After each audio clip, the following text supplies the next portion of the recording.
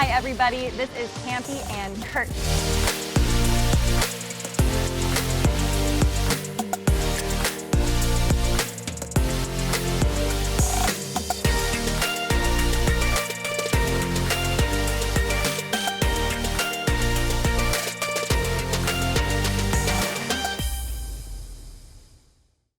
Hello and welcome to Let's Go Campin' with Mount Comfort RV. I'm your host, Kurt Hunt. We're sure glad you joined us for today's program. Whether you're camping in your backyard or packing for a weekend in Florida, we've got something of interest for you. Our friends the Camping Hoosiers share some of their favorite social media sites. Our RV experts from Mount Comfort RV review 2 of the best RVs of the year, and our Indiana DNR feature takes us on a river cruise. And of course, we've got Campi. Hey, where is Campi? Campi? I'm right here, Kurt. Getting ready to talk to my friend Rick Helvey from Mount Comfort RV about safety locks. There are bad guys out there who are stealing travel trailers. They're coming into your campsites at night and taking your travel trailer. And you know what I say, bad guys, stay away from my travel trailer. I'm gonna keep it safe with a safety lock, so stay tuned. So let's go camping. The camping community really is so supportive, and whether you are a camping beginner or if it's a way of life, it's really important to stay connected with your fellow camping enthusiasts. In the past several years, we've really leaned into a lot of social media sites to learn more about places to camp and things to do and things of that nature. So we want to take some time today to share some of those with you. So Facebook is a great site to just find groups basically of every sort. You can follow groups for buying a camper, selling a camper, but we really like the sites that give us advice, recommendations. The first site that we really like on Facebook is called Indiana Camping Life. They provide tips, they share stories and recommendations. We just really love them. Everyone who's on the page really, truly enjoys camping and sharing their knowledge with others. Another site that I also really enjoy following is Indiana Camping Site Finder /cancellations. This site has almost 3,000 followers, and it's fantastic. If people are canceling a campsite for whatever reason, it's a great place to find those last minute reservations. People also just want recommendations on which sites are great at certain campsites, so I think it's a great resource for you to have. As well as what to do and Sure. what kinds of activities do they offer, things like that. Then on Instagram, we love the RV Sticker Club. It's a great place for you to swap stickers with other campers. So if you haven't made a sticker yet, why not? It's super easy and fun to do. You can say, I have my own sticker. So. Right, exactly. We really love the Tin Can Cottage on Instagram. They're one of the first people that we swap stickers with. They're a family from Canada. So in Indiana, we never would have met them. But Instagram is wonderful. Just finding these families who have these wonderful camping adventures. Instagram is such a great tool for pictures and videos. So we just really love, finding these sites on Instagram. Another person I love is the Flipping Nomad.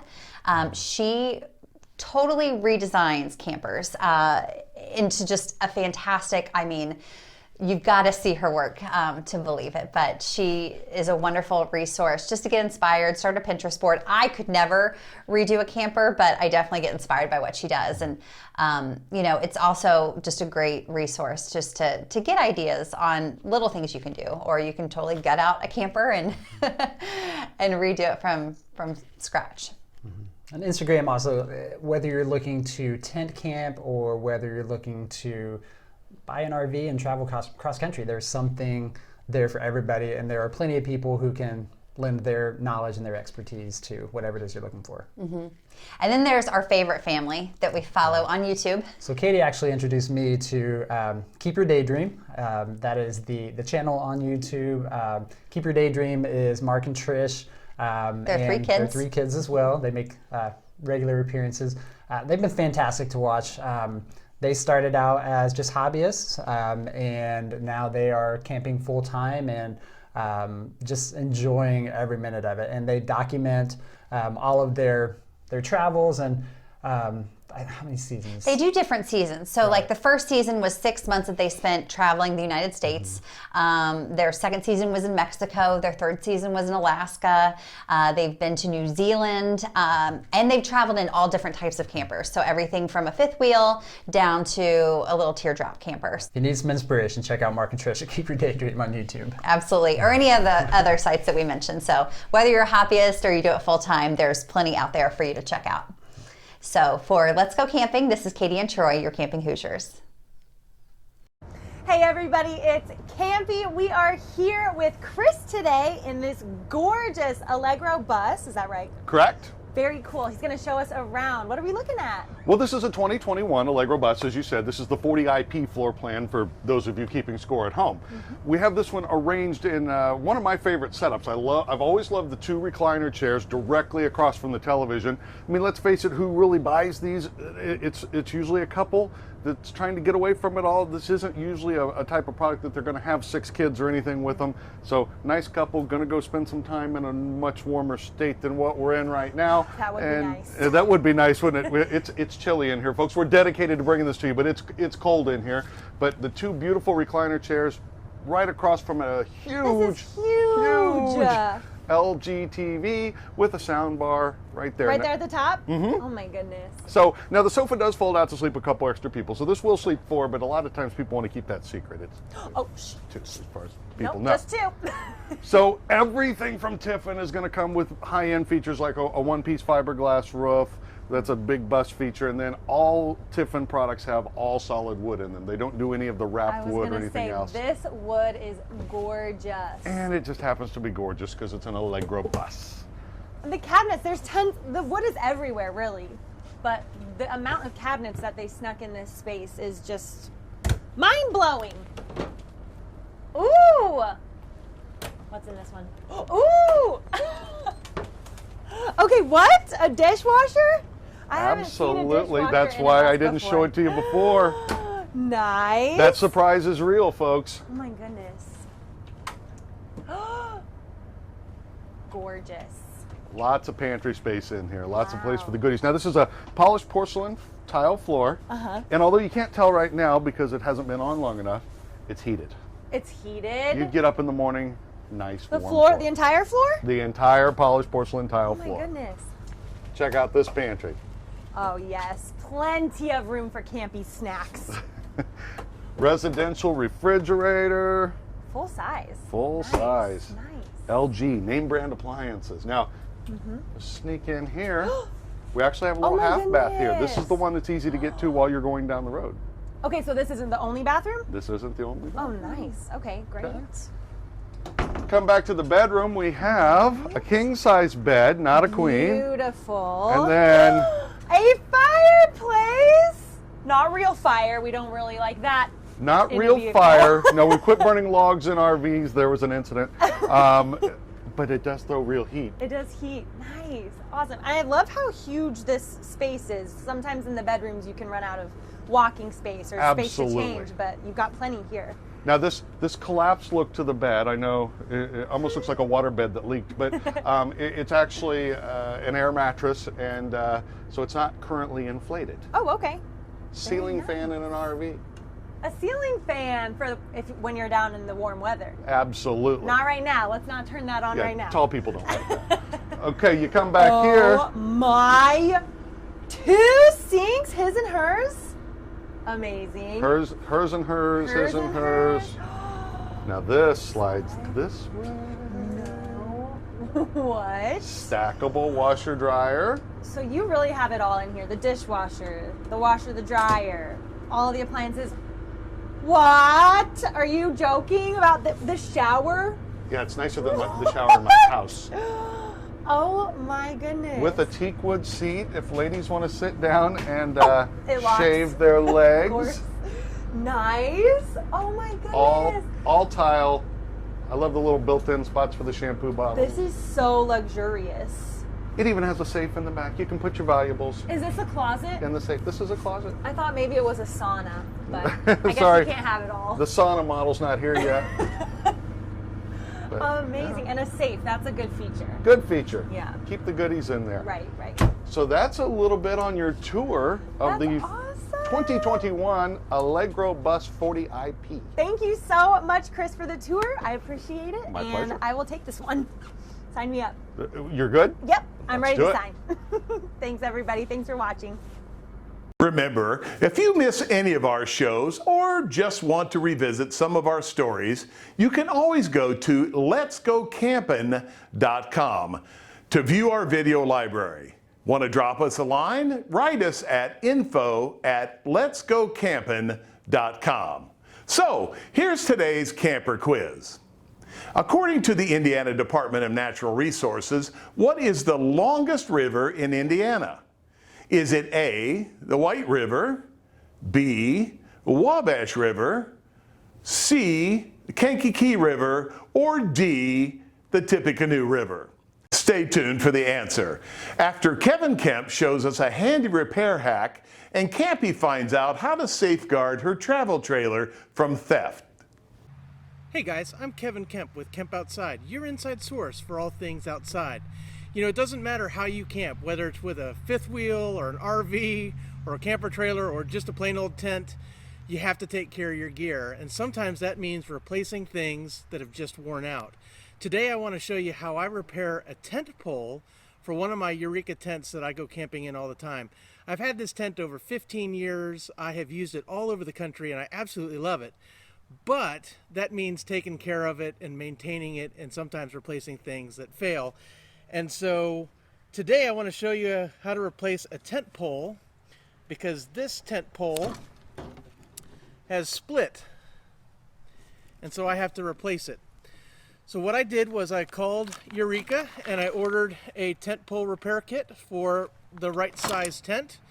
They send you a kit with tent poles, extra shock cord, ends if you need extra ends, and a wire piece that will help you pull the shock cord through the pole. But they are not always a perfect fit because they have a lot of different tents in their lineup. So what I had to do was I had to go ahead and cut this piece down. So what you do, guys, is you use a hacksaw, and what I like to do is I like to score it all the way around, otherwise the fiberglass will splinter on you when you cut. So now what I need to do is I need to take the shock cord out of this one so I can pull this broken piece out and replace it. And so what I like to use is I like to use a pair of hemostats. Now hemostats are used for like clamping blood vessels and all that stuff, and you can get them on Amazon for really cheap, and they come in really handy because what you need to do is you need to get the end of the shock cord. So I go ahead and stick it in there, and I clamp it down and I pull it out. Once I do that, what I'm going to do is I'm going to clamp the end of the shock cord just like that so that I can go ahead and untie it without having to worry about it falling back in to the pole. So once you have your knot untied, what you want to do is you want to hold on to it and don't let it go because it's going to shoot down through your pole. So what I like to do is just pull, pinch, release, and then I set these down in order until I get to the broken piece that needs to be replaced. So again, separate, pinch, release, pull out. Okay, and now I'm at my broken pole. So again, I'm going to pinch here, I'm going to release, pull that piece out.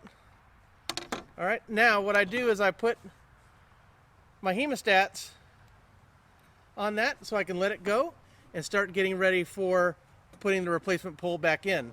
Okay guys, so this next part is a little tricky. Sometimes it helps to have an extra set of hands. So what you do is you take the wire, and it's got an end that's bent, and that's going to be where you connect your shock cord to it. And you are going to stick it down into the replacement pole, just like that. And then what you're going to do is you're going to take your shock cord, you're going to hook it on the little loop, and then you're going to pull the wire back through.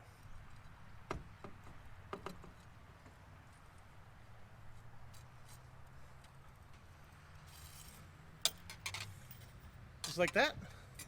And then repeat until you get to the end. Okay, what you want to do once you get it out is you want to go ahead and clamp it with your hemostats. That way you can make an overhand knot very easily without worrying about letting it go, because otherwise you'd have to redo it all over again. So just a simple overhand knot.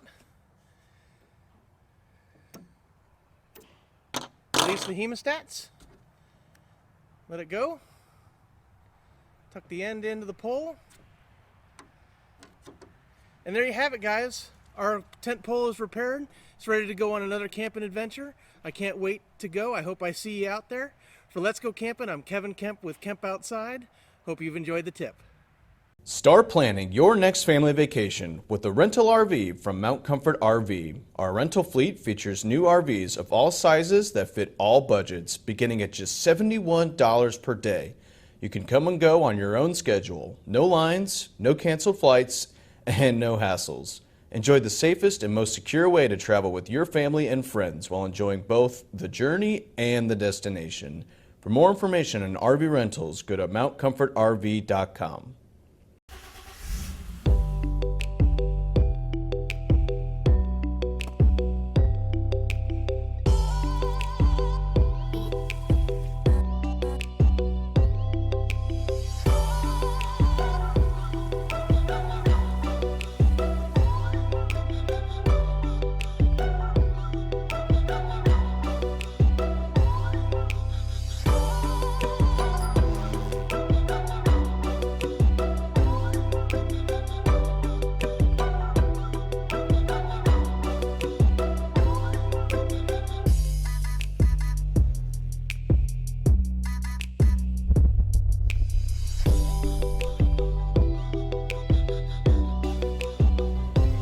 Camp 7 nights for free. Go to camp7nights.com for more information. Hi everybody, it's Campi and I am here at Mount Comfort RV with my friend Rick. Rick, I really can't believe this, but I have heard that occasionally RVs and trailers get stolen. So I am wondering, what are some options for keeping the bad guys away from my trailer? Thanks, Campi. Yes, I have locks like that, and I'm going to go through each one of them for you and show you how they operate so you'll know what to get for your camper. The first one is a Fulton lock. It's a little gold lock that basically goes right over where you lift the coupler up. There's a thumb latch right here. There's a hole in here, and this lock will go right inside that hole and lock up and make it so that the coupler is not usable, so when you back into it, you can't latch it onto a hitch ball. And that is the Fulton lock. The second one is called a Master Lock. It's made by the Master Lock Company. They're a company that's been around for years making locks of all kinds and shapes and sizes. This particular lock is made for a travel trailer. It will fill up the coupler itself and not allow you to back into it. It basically snaps over the top of the coupler and fills up the coupler and will not allow somebody to back into it and drive off with it. Again, it's made by the Master Lock Company, and it's a very good lock, and it's a very safe lock to keep your trailer in where you park it at. Last but not least is the Fortress, made by Fastway. This is, as you can tell by the package, this is a really heavy lock. It's got a bar that goes over the top of the coupler, and then what looks like a fake hitch ball that goes up inside the coupler. And it will lock around the top of the coupler into the hitch ball and keep you safe so that your trailer is still there when you wake up in the morning. Awesome. Thank you so much, Rick. I really appreciate your help. So all of these are available at Mount Comfort RV Parts Store? They are in stock at the parts store at Mount Comfort RV. Our hours are 8 to 5 Monday through Friday and 9 to 12 on Saturday. Amazing. Thank you so much for helping me keep my trailer safe. Back to you, Kurt. Thanks, Campi. Here's the answer to today's camper quiz. According to the Indiana DNR, what is the longest river in Indiana? The answer is B, the Wabash River, which winds through 503 miles of the Hoosier State. And speaking of the Wabash River, settle in for this Wabash River history cruise. Well, my name's Brendan Kearns. I'm from Terre Haute, Indiana, born and raised here. I consider the Wabash River to be my Wabash River. And I say that in jest, that I hope everybody else considers it to be theirs. This is where I go. This is my place. This is my respite where I need to go out and take a break. You can launch your boat in 5 minutes, be in a whole new environment. I am fortunate and proud to be part of the Healthy Rivers Initiative and the fact that our efforts are building the state's largest conservation area. Not only are we doing that, we're protecting the Wabash River, we're making it cleaner, we're making a better place for families, my families, your families, and friends to come out and recreate.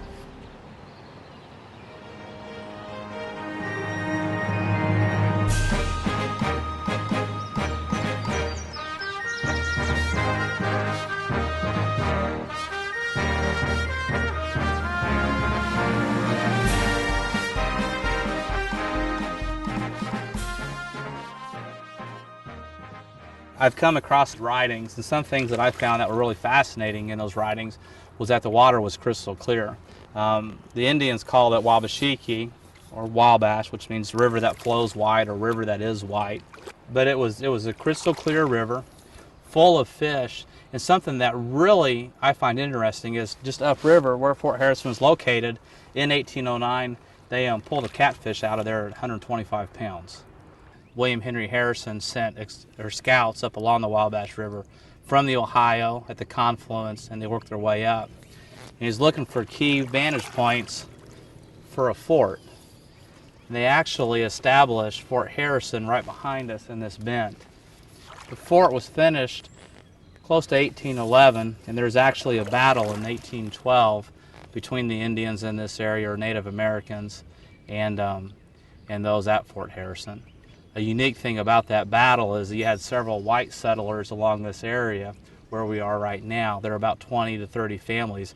They actually were involved in that battle too against the Indians. Terre Haute was built on agriculture, but the agriculture really started to supply Fort Harrison. So early farming was done right along this area right here to supply the troops with foods. As those farms grew, agriculture became the big industry. Farmers, pork producers, and other industrial people would take their products and put them on flatboats in the early 1800s. These were basically barges that didn't have a motor. And they would launch them here when the spring waters were higher, and they would actually take their products down to the Ohio River and then down along the Mississippi to New Orleans. Terre Haute really started developing in the mid-1860s. And that was a time when steamboat traffic was huge up here. So as the river was identified as a route of commerce, everybody just started building here. They started growing stuff. Farms were expanded. Cattle and livestock were raised. Over the years, the river became polluted because of industry. There were no pollution controls in place. Anything made at factories, any kind of waste from the tomato plants, from the hog processing plants, the beef processing plants, all that went right into the Wabash River. Sewage, of course, did too. So, as years went on, we recognized the environmental impact, and then measures were put in place to help get the river cleaner. When we look at the future of the Wabash River, some things to take into consideration. On the right is farmland. On the left is a Healthy Rivers Initiative property, which was farmland. By doing that, we help preserve the banks for one thing, but we also ensure healthier flows and drainage into the Wabash River. When you have industrial uses along the water, when we have heavy rains, there's going to be chemicals and runoffs of products that really shouldn't be in here. That affects the ecosystem. I can tell the river's a lot healthier by several things. One, right where we're headed, I normally see a pair of eagles. That's been new in the last few years. The wildlife growth out here has just been phenomenal. And I don't think it's just that I'm noticing it more. I just think there's a lot more critters out here enjoying the river because it is a cleaner place. So as we float down the Wabash River today, one of the things I think about is how this is probably the state's most important asset. Without the Wabash River, Indiana probably wouldn't be Indiana. I'm proud to be part of the Healthy Rivers Initiative because we're actually buying these lands along the river and preserving them and then opening them up to the public to come out and enjoy.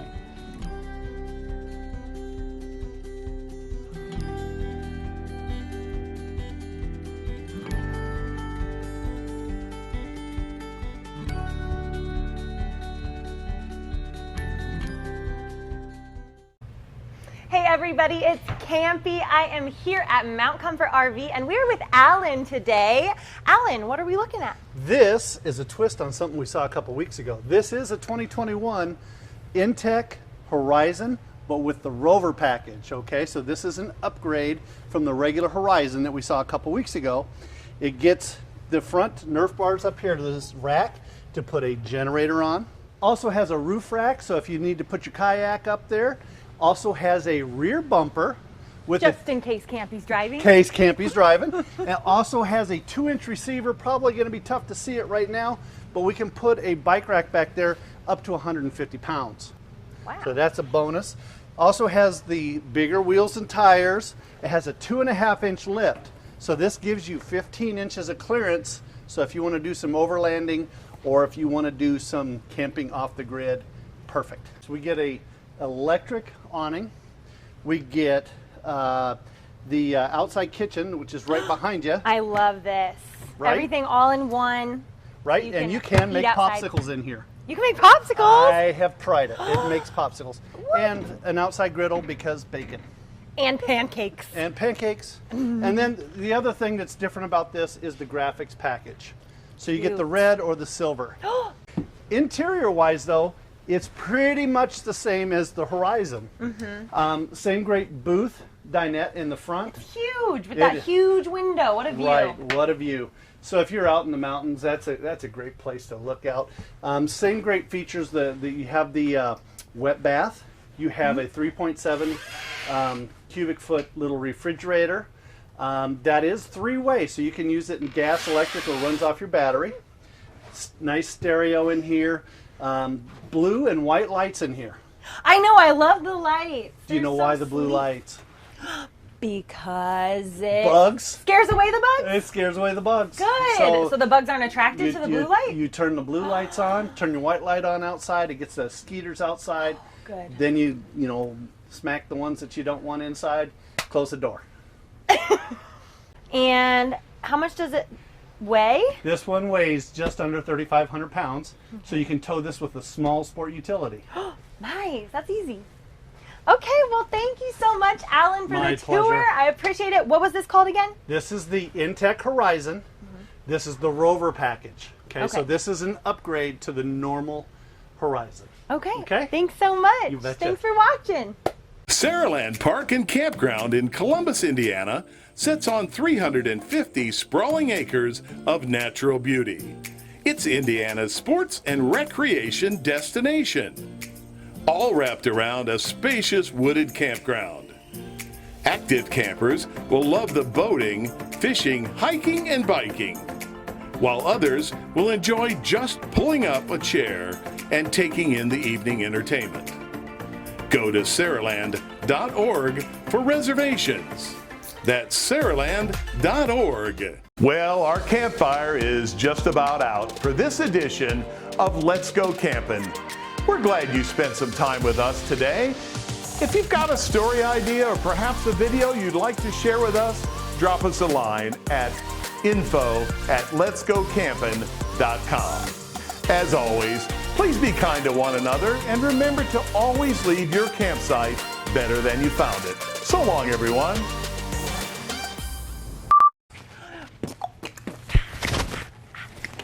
What you gonna do with all that inside that